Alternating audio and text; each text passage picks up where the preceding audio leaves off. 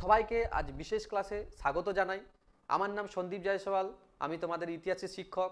আজকে আমরা ডাব্লিউবিটি এর মাধ্যমিকের পেজ সংখ্যা 272 নিয়ে আলোচনা করব। কি নিয়ে আলোচনা করব? 2 নম্বরের প্রশ্নের সমস্ত উত্তর আমরা এখানে আলোচনা করে দেব। তাহলে যদি প্রথম প্রশ্নের দিকে যদি দেখি, তাহলে আমরা কি দেখব না, প্রথম প্রশ্নে কি আছে, সামরিক ইতিহাস চর্চার গুরুত্ব কি দেওয়া হয়েছে, সামরিক ইতিহাস চর্চার গুরুত্ব কি। এখানে কি হচ্ছে, আমাদের প্রথমে যদি দেখি সামরিক ইতিহাস চর্চার বিষয় সশস্ত্র সংগ্রাম। আমরা কি দেখব? বিষয় হচ্ছে কি, সশস্ত্র সংগ্রাম। মূলধারার ঐতিহাসিকদের মধ্যে প্রধান আগ্রহ যুদ্ধের কারণ ও ফলাফলের মধ্যেই সীমাবদ্ধ থাকে, কিন্তু সামরিক ইতিহাস চর্চায় এর বাইরেও দুই পক্ষের সামরিক বাহিনীর সংগঠন, যুদ্ধের উপকরণ, যুদ্ধ কৌশল, যুদ্ধক্ষেত্রটি বিবরণ লিপিবদ্ধ হয়। এর গুরুত্বগুলি হলো নিম্নরূপ। আমরা যদি দেখি গুরুত্বের মধ্যে প্রথম গুরুত্ব আমরা কি দেখব, সামরিক ইতিহাস চর্চায় যোদ্ধা ও সৈনিকদের অবস্থা সম্পর্কে জানা যায়। এছাড়াও সেনাদের পোশাক, অস্ত্রশস্ত্র, খাবার, বেতন, রণকৌশল প্রভৃতি সম্পর্কে জানা যায়। বিশেষ করে সামরিক ইতিহাসের ব্যাখ্যাকারগণ সময়ের সঙ্গে সঙ্গে যুদ্ধ কৌশল ও অস্ত্রাদির বিবর্তন নিয়ে আলোচনা করে থাকেন। এখানে একজন ঐতিহাসিকের নাম বলা হয়েছে, তার নাম হচ্ছে যদুনাথ সরকার। তিনি কি লিখেছেন? রচিত হচ্ছে মিলিটারি হিস্ট্রি অফ ইন্ডিয়া গ্রন্থে ভারতের প্রধান প্রধান যুদ্ধগুলির বর্ণনা ও যুদ্ধ পদ্ধতির বিকাশের বর্ণনা মিলে। দেখো এগুলো সব হচ্ছে অফলাইন নোট এগুলো, আর এগুলো আমরা হচ্ছে ইউটিউবে সরাসরি দিয়ে দিচ্ছি। তোমরা কি করবে, ভিডিও পজ করে এগুলো লিখে নিতে পারো অথবা স্ক্রিনশট করে এগুলোকে পড়ে নিতে পারো। এত সুন্দরভাবে আমরা গুছিয়ে এই নোটগুলোকে দিচ্ছি। আশা করি তোমাদের এই নোটগুলো ভালো লাগবে। যদি ভালো লেগে থাকে তোমরা কি করবে, লাইক, কমেন্ট এবং শেয়ার করবে, এবং কমেন্ট বক্সে আমাকে জানিও স্যার নোটটা কেমন লাগলো। বোঝা গেল? পরবর্তী প্রশ্ন আমরা যদি দেখি, পরবর্তী প্রশ্নে আমরা কি দেখব, আধুনিক ভারতের ইতিহাস রূপে সরকারি নথিপত্রের সীমাবদ্ধতা কি। আধুনিক ভারতের ইতিহাসের রূপে সরকারি নথিপত্রের সীমাবদ্ধতা জিজ্ঞেস করেছে। তাহলে আমরা এখানে সীমাবদ্ধতা যদি দেখি, আমরা কি দেখব, আধুনিক ইতিহাসের উপাদানগুলির মধ্যে অন্যতম হলো সরকারি নথিপত্র। সরকারি নথিপত্র বলতে বোঝায় পুলিশ, গোয়েন্দা বা সরকারি আধিকারিকদের রিপোর্ট, প্রতিবেদন, চিঠিপত্র ইত্যাদি। আধুনিক ইতিহাস চর্চার উপাদান রূপে সরকারি নথিপত্রের সীমাবদ্ধতাগুলি হলো, প্রথম যদি দেখি আমরা কি বলবো, সরকারি নথিপত্রগুলি সরকারের দৃষ্টিভঙ্গিতে রচিত হওয়ার কারণে অনেক ক্ষেত্রে ঘটনা সঠিক তথ্য পাওয়া যায় না। আমরা কি জানি, অনেক ক্ষেত্রে সঠিক তথ্য এখানে পাওয়া যায় না। দ্বিতীয় কি বলতে পারি, সরকারি নথিপত্রগুলিতে অনেক ক্ষেত্রে ভুল থাকে, বিকৃত তথ্য থাকে, ফলে সমসাময়িক সাহিত্য, সংবাদপত্র প্রভৃতি ক্ষেত্রে সত্য যাচাই করে নেওয়া খুবই প্রয়োজন। পরবর্তীতে যদি দেখি, ঐতিহাসিক উপাদান রূপে সরকারি নথিপত্রগুলি রচিত হয় না। তাই ঐতিহাসিকদের তথ্য সংগ্রহের সময় সতর্ক থাকতে হয়। কত সুন্দরভাবে দেখো নোটটা আমি সাজিয়ে দিয়েছি। বোঝা গেল? সমস্ত বন্ধুদের মধ্যে এগুলো শেয়ার করে দেবে।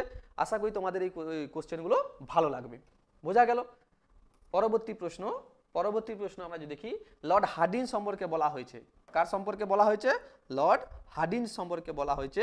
আমরা কি দেখব, লর্ড হার্ডিঞ্জ এর শিক্ষা সংগ্রহ নির্দেশনামা গুরুত্বপূর্ণ কেন? 3 নম্বর প্রশ্ন। বলা হয়েছে 1935 খ্রিস্টাব্দে লর্ড উইলিয়াম বেন্টিং এর আমলে প্রাচ্য আর পাশ্চাত্যের দ্বন্দ্বের অবসান হয়। তোমরাও জানো যে প্রাচ্য আর পাশ্চাত্যের দ্বন্দ্বের অবসান কবে হয়েছিল? 1935, অর্থাৎ ম্যাকলে মিনিট।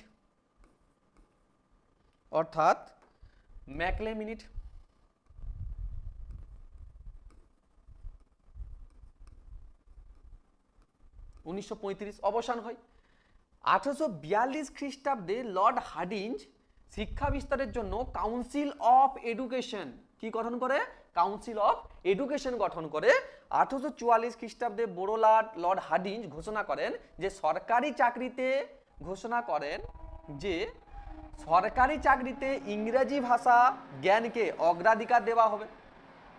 এই ঘোষণার ফলে মধ্যবিত্ত বাঙালি সমাজে ইংরেজি শিক্ষার প্রবল আগ্রহ দেখা দেয় এবং দেশীয় শিক্ষা ব্যবস্থার সমাধি রচিত হয়। তোমরা জানো দেশীয় শিক্ষা ব্যবস্থার কথার অর্থ হচ্ছে কি, বাংলা ভাষায় বা মাতৃভাষায় শিক্ষাদান। এর ফলে ভারতে পাশ্চাত্য শিক্ষা বিস্তারের পথ কি হয়ে যায়? সুগম হয়ে যায়। আশা করি তোমরা বুঝতে পেরেছো। পরবর্তী প্রশ্ন যদি দেখি আমরা, কি দেখব 19 শতকে বাংলার নবজাগরণ বলতে কি বোঝো? 19 শতকে বাংলার নবজাগরণ বলতে কি বোঝো? 19 শতকে প্রথম দিকে বাংলাদেশে আধুনিক পাশ্চাত্য শিক্ষার প্রসার ঘটলে বাংলার সমাজ সংস্কৃতি ধর্ম সমাজ সংস্কৃতি ধর্ম প্রভৃতি ক্ষেত্রে এটা কি হবে প্রভৃতি ক্ষেত্রে ঠিক আছে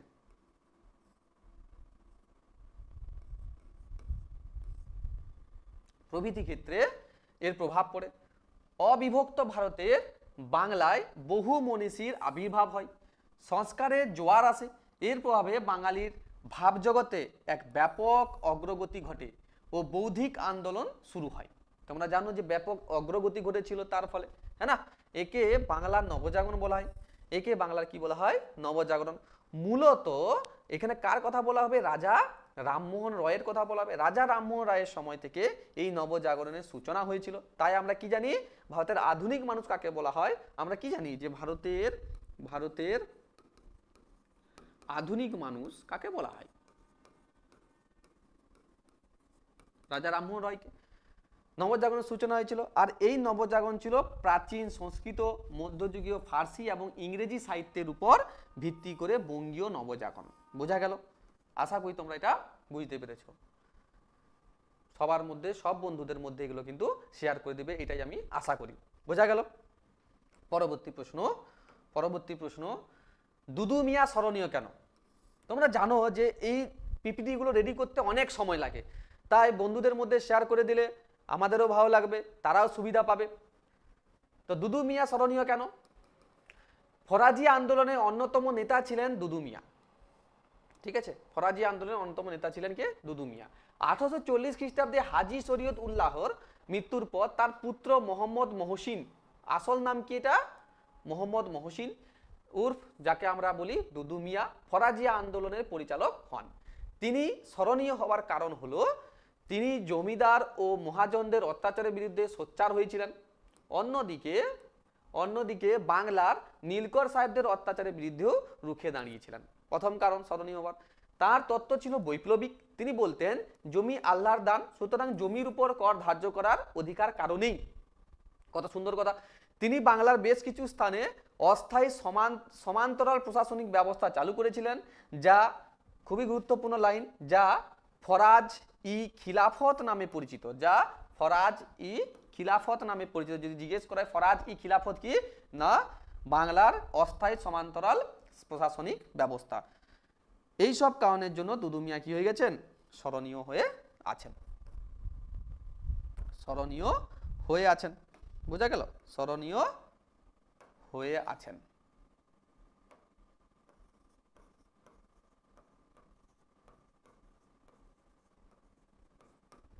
আশা করি তোমরা বুঝতে পেরেছো। পরবর্তী প্রশ্ন যদি দেখা হয় তাহলে আমরা কি দেখব? নীল বিদ্রোহে খ্রিস্টান মিশনারিদের ভূমিকা কি রূপ ছিল? তোমরা জানো যে খ্রিস্টান মিশনারিরা নীল বিদ্রোহ সম্পর্কে অনেক কিছু বলেছেন। বাংলার নীল চাষিরা 1859 খ্রিস্টাব্দে নীল চাষের বিরুদ্ধে বিদ্রোহ ঘোষণা করে। এই বিদ্রোহ নীল বিদ্রোহ নামে পরিচিত। আর এক্ষেত্রে খ্রিস্টান মিশনারিরা সর্বপ্রথম নীলকরদের কার্যকলাপের প্রকাশ্য সমালোচনা করে শিক্ষিত সমাজকে জাগ্রত করেছিলেন। উল্লেখযোগ্য চার্চ মিশনারিদের মধ্যে কারা কারা উল্লেখযোগ্য ছিলেন? যে লিঙ্কে ছিল, ফেডারিক সুর ছিল এবং বামওয়েচ নীলকরদের অত্যাচারের প্রকৃত চিত্র তুলে ধরেছিলেন। আলেকজান্ডার ডাফ, জেমস লং প্রমুখ মিশনারিদের সমর্থন করেছিলেন। এই সময় রেভারেন্ড জেমস লং নামে তোমরা জানো নিজ নামে নীলদর্পণ নাটকের কি করেছিলেন? নীলদর্পণ নাটকের ইংরেজি অনুবাদ করেন এবং ব্রিটিশ সরকারের কোপে পড়েছিলেন। এই জন্য তাকে জেলেও যেতে হয়েছিল এবং 1000 টাকা তোমরা কি জানো? এবং তাকে 1000 টাকা জরিমানা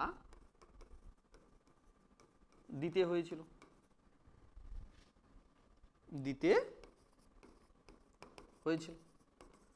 1000 টাকা তাকে জরিমানা পর্যন্ত দিতে হয়েছিল। আশা করি সব নোট ডাউন করে রাখবে। এইভাবে তোমরা যদি লিখে থাকো তাহলে আশা করি 2 এ 2 পেয়ে যাবে। বোঝা গেল?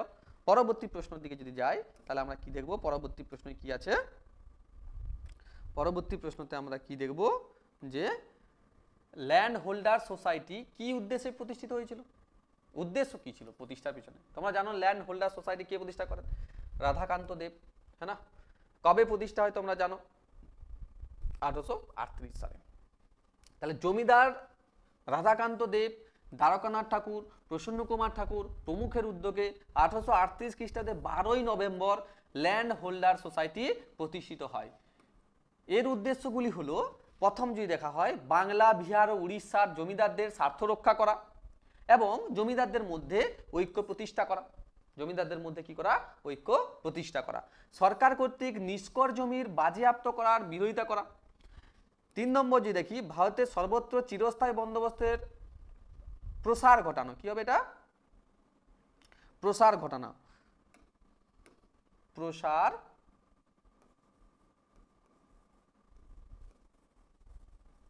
প্রসার ঘটানো, ঠিক আছে, দাবি জানানো। পরবর্তী যদি আমরা দেখি, পরবর্তী আমরা কি দেখব, শাসন সংস্কারের জন্য সরকারের কাছে আবেদন পেশ করা আর বিচার, পুলিশ ও রাজস্ব বিভাগে সংস্কার করা। ঠিক আছে, আশা করি তোমরা এগুলো বুঝতে পারছো। খুবই পরিশ্রম করে এই নোটগুলোকে রেডি করা হয়েছে। তোমাদের শুধু একটাই কাজ থাকবে যে লাইক করে দিবে, লাইক, আর যদি ভালো লাগে থাকে তাহলে কমেন্ট করবে, কমেন্ট করবে এবং জানিও যে স্যার কোশ্চেনগুলো খুব ভালো লেগেছে। 19 শতকে জাতীয়তাবাদের উন্মেষে ভারত মাতা চিত্রটি কিরূপ ভূমিকা ছিল। তোমরা জানো যে বঙ্গভঙ্গ বিরোধী আন্দোলনের সময় আমরা যে চিত্রটি নিয়ে আন্দোলন করেছিলাম সেই চিত্রের নাম ছিল বঙ্গমাতা। কি নাম ছিল? বঙ্গমাতা। ওটা কি কবে পরিবর্তন হয়? 1905-এ, যখন ভগিনী নিবেদিতা এটার বঙ্গমাতাকে মানে বঙ্গমাতাকে চেঞ্জ করে তার নাম দিয়েছিলেন ভারত মাতা, আর অঙ্কনকে করেছিলেন অবনীন্দ্রনাথ ঠাকুর। তাহলে বঙ্গভঙ্গ বিরোধী আন্দোলনের সময় শিল্পী অবনীন্দ্রনাথ ঠাকুরের আঁকা ভারত মাতা 1905 খ্রিস্টাব্দ নামক চিত্রটি শিক্ষিত ও প্রগতিশীল ভারতীয়দের মধ্যে জাতীয়তাবাদের প্রসারে গুরুত্বপূর্ণ ভূমিকা পালন করে, যা নিম্নে আলোচনা করা হলো। কিভাবে? অবনীন্দ্রনাথ ঠাকুর জাতীয়তাবাদ প্রসারের জন্য হিন্দুদের ধনসম্পদের দেবী লক্ষ্মীর, হিন্দুদের ধনসম্পদের দেবী কে ছিলেন? লক্ষ্মীর অনুকরণে ভারত মাতা চিত্রটি অঙ্কন করেছিলেন। বৈষ্ণব সন্ন্যাসিনীর বস্ত্র পরিহিতা ভারত মাতা 4 হাতে, কটা হাতে? 4টি হাতে রয়েছে বেদ আছে, ধানের শীষ আছে, জপের মালা আছে ও শ্বেত বস্ত্র। কটা জিনিস আছে? 4টা। 1টি, 2, 3 আর 4। ঠিক আছে, 4। অর্থাৎ সন্তানের প্রতি মায়ের দান কি কি ছিল? অন্ন, বস্ত্র, শিক্ষা ও দীক্ষা। বোঝা গেল? তাহলে এই 4টি দান দিয়েছিলেন। অবনীন্দ্রনাথ 1905 খ্রিস্টাব্দে স্বদেশী আন্দোলনের সুযোগে ভারতীয়দের মধ্যে স্বদেশী জাতীয়তাবাদী অনুভূতি জাগিয়ে তোলার চেষ্টা করেছিলেন। এইভাবে যদি লিখো তাহলে 2 নাম্বার দিতে শিক্ষকদের বাধ্য। বোঝা গেল? কত সুন্দরভাবে নোটগুলোকে আমি সাজিয়ে দিয়েছি। বোঝা গেল? তোমরা নোট ডাউন করে নিবে। পরবর্তী প্রশ্ন যদি দেখি, পরবর্তী প্রশ্নে আমাদের কি দেওয়া হয়েছে? চার্লস উইলকিনসনের কথা বলা হয়েছে। চার্লস উইলকিনসন কি করেছিলেন? প্রথম বলছে কে ছিলেন, কে ছিলেন? বাংলার মুদ্রণ শিল্পের ইতিহাসে চার্লস উইলকিনস এর অবদান অবিস্মরণীয়। প্রাচ্যবাদী পণ্ডিত চার্লস উইলকিনসন পঞ্চানন কর্মকারের সহায়তায়, কার সহায়তায়? পঞ্চানন কর্মকারের সহায়তায় বাংলা মুদ্রাক্ষর খোদাই ও অক্ষর ঢালাই এর কাজ করেন। তিনি সরকারি ছাপাখানার দায়িত্ব নেন। এরপর উইলকিনস চুঁচুড়ায়, কোথায়? চুঁচুড়ায় ছাপাখানা প্রতিষ্ঠা করেন। চুঁচুড়ায় কবে ছাপাখানা প্রতিষ্ঠা হয়েছে তোমরা জানো?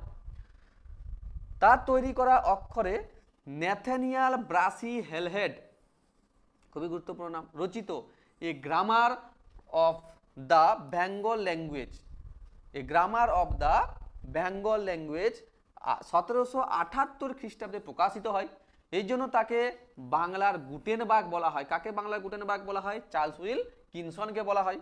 এইভাবে বাংলা হরফ তৈরি করিয়ে বাংলা ভাষার ব্যাকরণ প্রকাশনার মধ্য দিয়ে চার্লস উইলকিন্স বাংলা ভাষার বিকাশে বিশেষ অবদান রেখে গিয়েছেন, তার জন্য তিনি আমাদের কাছে এখনো স্মরণীয় হয়ে আছেন। বোঝা গেল কত সুন্দরভাবে এগুলোকে গুছিয়ে লিখে নেবে। পরবর্তী প্রশ্ন আমরা যদি দেখি তাহলে আমরা কি দেখব, পরবর্তী প্রশ্নে কি দেওয়া আছে, মহেন্দ্রলাল সরকার কেন বিখ্যাত বা কেন স্মরণীয়। বুঝা গেল 19 শতকের বিশিষ্ট বাঙালিদের মধ্যে অন্যতম ছিলেন ডক্টর মহেন্দ্রলাল সরকার। ডক্টর মহেন্দ্রলাল সরকার 1833 থেকে 1904 খ্রিস্টাব্দ মানে জন্ম আর মৃত্যু দেওয়া হয়েছে, ছিলেন ভারতের দ্বিতীয় এমডি। মনে রাখবে তিনি কে ছিলেন, ভারতের দ্বিতীয় এমডি এবং খ্যাতনামা প্রথম হোমিওপ্যাথিক চিকিৎসক। খুবই গুরুত্বপূর্ণ, প্রথম হোমিওপ্যাথিক চিকিৎসক কে ছিলেন, ডক্টর মহেন্দ্রলাল সরকার। তিনি বিজ্ঞান চর্চার জন্য 1876 খ্রিস্টাব্দের 29 জুলাই কলকাতার বউবাজার স্ট্রিটে হবে, এটা কি হবে, Bowbazar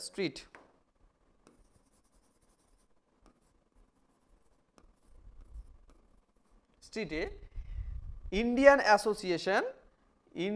association for the cultivation of science, যাকে আমরা কি বলি IACS প্রতিষ্ঠা করেন। তার দৃঢ় চিত্ততায় ভারতে বিজ্ঞান প্রযুক্তি শিক্ষা ও চর্চার এটা কি হবে পথ সুগম হয়েছিল। বোঝা গেল এই বিশিষ্ট ব্যক্তি বাঙালির বিজ্ঞান চর্চাকে উন্নত করার জন্য আপ্রাণ চেষ্টা করে গেছেন বা করেছিলেন,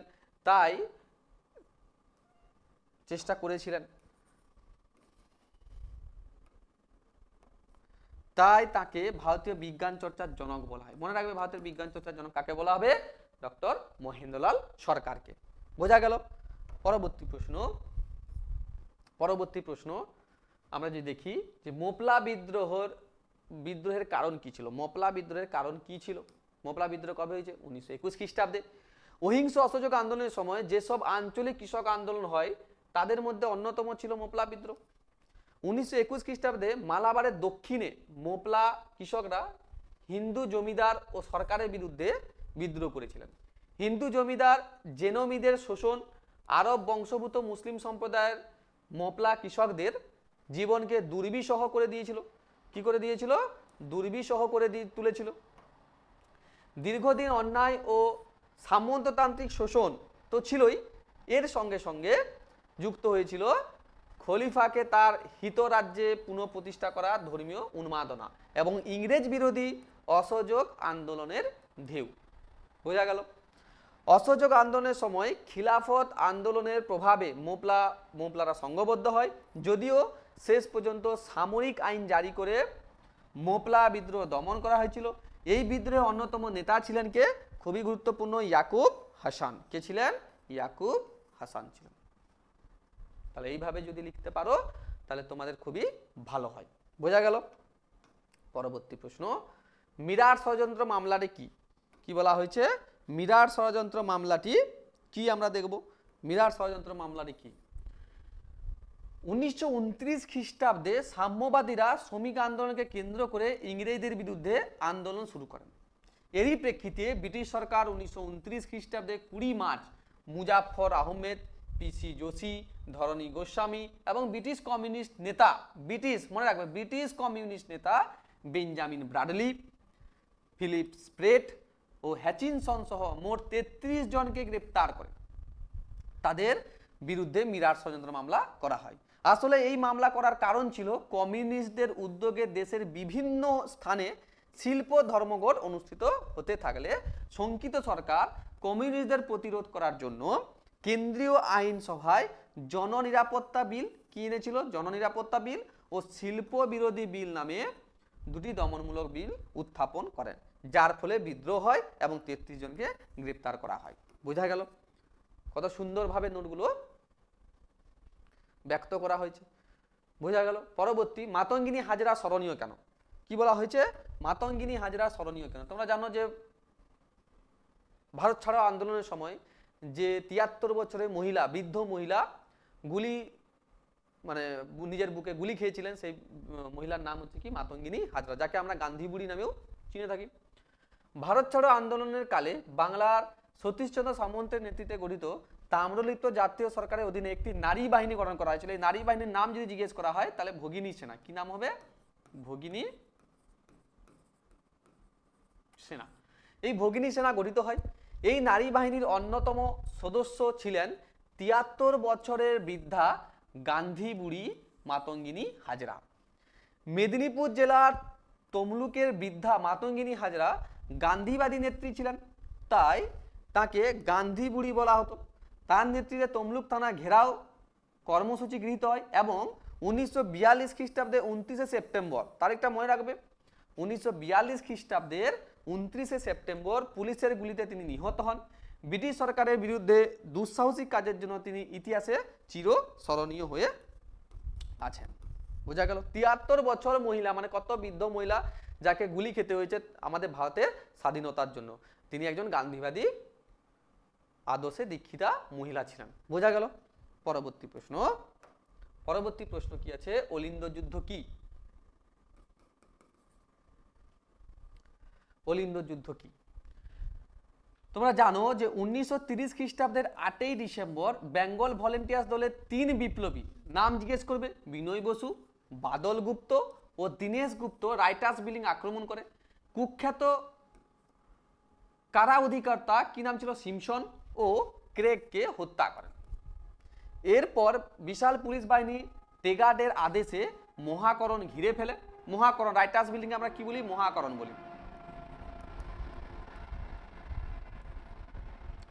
কি বলা হবে? Writers building. এই রাইটার্স বিল্ডিং এ কি বলা হয়? মহাকরণ বলা হয়। মহাকরণ ঘিরে ফেলে এবং তাদের উপর পাল্টা আক্রমণ চালালে রাইটার্স বিল্ডিং এর বারান্দায় উভয় পক্ষের তীব্র লড়াই চলে। যে এই ঘটনা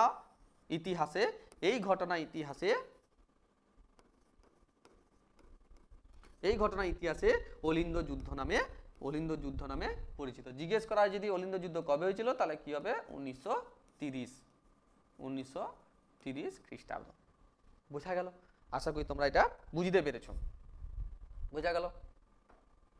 পরবর্তী, কি পরিস্থিতিতে কাশ্মীরের রাজা হরি সিং ভারত ভুক্তি দলিলে স্বাক্ষর করেন? ভারতের স্বাধীনতা লাভের পূর্বে কাশ্মীরের ছেলে একটি দেশীয় কাশ্মীর ছিল একটি, এখানে কি হবে? কাশ্মীর ছিল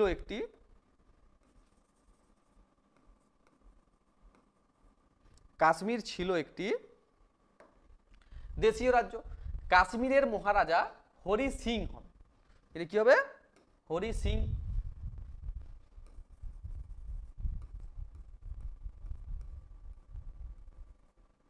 হরি সিং ভারত বা পাকিস্তানের কোথাও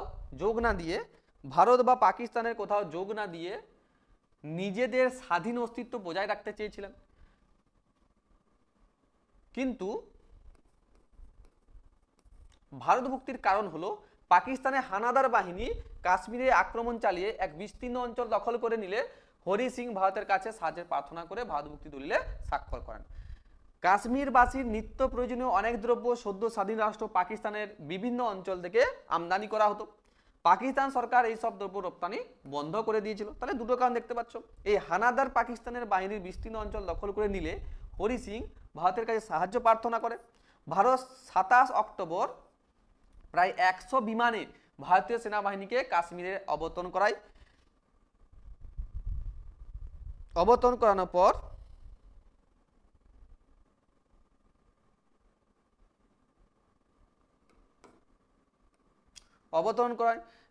অবতরণ করানোর পর আমরা কি জানি?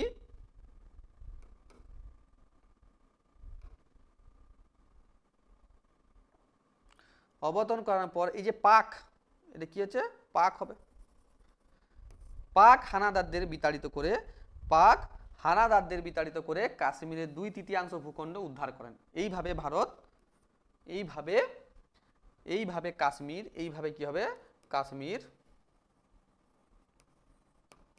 কাশ্মীর ভারতভুক্ত হয়। খুবই পরিশ্রমের সাথে এই প্রশ্নগুলো নিয়ে আসা হয়েছে। আশা করি তোমাদের এগুলো ভালো লাগছে। আর যদি ভালো লেগে থাকে সমস্ত বন্ধুদের মধ্যে এই কোশ্চেনগুলোকে ছড়িয়ে দাও, যাতে আমাদের বাংলার সমস্ত স্টুডেন্ট যেন এই প্রশ্নগুলোকে দেখতে পারে আর পরীক্ষার হলে ভালো ফল করতে পারে। আশা করি তোমরা বুঝতে পারছো। পরবর্তী প্রশ্ন কি আছে? পাত্রিসি রামালু কে ছিলেন? দক্ষিণ ভারতের গান্ধীবাদী নেতা ছিলেন কি? পাত্রিশ্রী রামালু। ও বিশিষ্ট স্বাধীনতা সংগ্রামী পাত্রিশ্রী রামালু মাদ্রাজ প্রদেশের তেলেগু ভাষাভাষী অঞ্চল নিয়ে পৃথক রাজ্য গঠনের দাবিতে আমরণ অনশন শুরু করে। কি আছে? আমরণ অনশন শুরু করেন 19 অক্টোবর 1952 খ্রিস্টাব্দে। 58 দিন, প্রশ্ন করবে তোমাদের শর্ট কোশ্চেনে যে কতদিন অনশন করেছিলেন? 58 দিন অনশন করার পর মৃত্যু হয় এবং তার মৃত্যুর পর অন্ধ্রপ্রদেশে 3 দিন, কতদিন? 3 দিন ধরে পৃথক অন্ধ্রপ্রদেশের দাবিতে দাঙ্গা, বিক্ষোভ প্রদর্শন হয়, হরতাল পালিত হয়। এর ফলস্বরূপ ভারত সরকার 18 ডিসেম্বর অন্ধ্রপ্রদেশ নামে রাজ্য গঠনের সিদ্ধান্ত গ্রহণ করে এবং 1953 খ্রিস্টাব্দের 1 অক্টোবর, তারিখটা জিজ্ঞেস করে, 1 অক্টোবর 1953 অন্ধ্রপ্রদেশ রাজ্য গঠিত হয়। তিনি পৃথক অন্ধ্রপ্রদেশের উদ্গাতা নামে পরিচিত। খুবই গুরুত্বপূর্ণ লাইন, যে পৃথক অন্ধ্রপ্রদেশের উদ্গাতা কাকে বলা হবে? না আমাদের পাত্রিশ্রী রামালু। আশা করি তোমাদের ভালো লেগেছে। যদি ভালো লেগে থাকে, এই যে 16টি কোশ্চেন আমরা দিয়ে দিলাম, 16টি প্রশ্ন তোমাদেরকে আমরা দিয়ে দিলাম, তোমরা বুঝতে পারছো যে 16টি প্রশ্ন কতটা গুরুত্বপূর্ণ। ঠিক আছে, 16টি প্রশ্ন যদি ভালো লেগে থাকে তাহলে লাইক এবং কমেন্ট করবে, লাইক এবং কমেন্ট করবে এবং কমেন্ট বক্সে অবশ্যই জানিও কেমন লাগছে কোশ্চেনটা। আর আজকে এটি গুরুত্বপূর্ণ ইনফরমেশন আমাদের দেওয়ার আছে, সেই গুরুত্বপূর্ণ ইনফরমেশন হচ্ছে এটি। ইনফরমেশনটি কি আছে দেখো, আমরা হচ্ছে অফলাইন পড়াই, অনলাইনে এখনো, এটা হচ্ছে অফলাইন ব্যাচ। ঠিক আছে, অফলাইন ব্যাচ। এবার অফলাইন ব্যাচে আমাদের সংস্থানের নাম হচ্ছে রয়্যাল এডুকেয়ার। এডমিশন ওপেন হয়ে গেছে। আমরা ক্লাস 5 থেকে 10 পর্যন্ত ক্লাস পড়াই। ক্লাস শুরু হবে কত তারিখে? 20 ডিসেম্বর 2024। স্থান যদি জিজ্ঞেস করা হয়েছে তাহলে নতুনডিহি, ঝাড়গ্রাম। আমাদের ব্রাঞ্চ কোথায় আছে? ঝাড়গ্রামে আছে, আমাদের কোনো শাখা নেই, এখানেই আমাদেরকে আসতে হবে। আর যদি কোনো ইনফরমেশনের দরকার পড়ে তাহলে এই যে নাম্বারটা, এই যে দুটো নাম্বার দেওয়া হয়েছে, এই দুটো নাম্বারে তোমরা অবশ্যই কল করে নিও। যদি আমাদের সাথে ভালোভাবে যদি তোমাদের স্টাডিগুলোকে মেনটেন করতে হয় তাহলে আমাদের সাথে অবশ্যই যুক্ত হও। বোঝা গেল? এডমিশন ডেট কবে থেকে হচ্ছে? না 12 ডিসেম্বর থেকে 20 ডিসেম্বরের মধ্যে আমাদের এডমিশন ডেট দেওয়া হয়েছে। আশা করি তোমাদের ভালো লেগেছে। যদি ভালো লেগে থাকে তাহলে তোমরা অবশ্যই তোমাদের বন্ধুদের মধ্যে এই প্রশ্নগুলোকে ছড়িয়ে দাও। আশা করি এখানেই ভালো লাগবে। ধন্যবাদ সবাইকে। পরবর্তী ক্লাসে আবার সেকেন্ড যে পাতাটা আছে, পেজটা আছে, সেটা নিয়ে আমরা আলোচনা করব। ধন্যবাদ সবাইকে।